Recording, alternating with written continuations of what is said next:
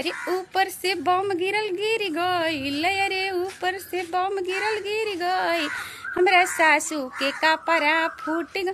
अरे फूटल त फूटल ठीक भइल, उनका मुड़िया के झाँटल छूट गईल। अरे ऊपर से बम गिरल गिर गईल, हमरा सासू के मुहवा फूट गईल, हमरा सासू के मुहवा।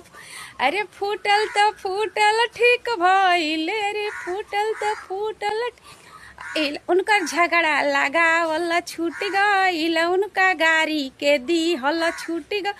अरे ऊपर से बम गिरल गिर गईल, हमारा सासू के हाथवा टूट गईल। अरे टूटल त टूटल ठीक भइल, उनकर थप्पड़ चलावल छूट, उनकर थप्पड़ चलावल छूट गई। यदि हमारा वीडियो अच्छा लगे तो अपना अपना सास को जरूर दिखाइएगा और ज़्यादा से ज़्यादा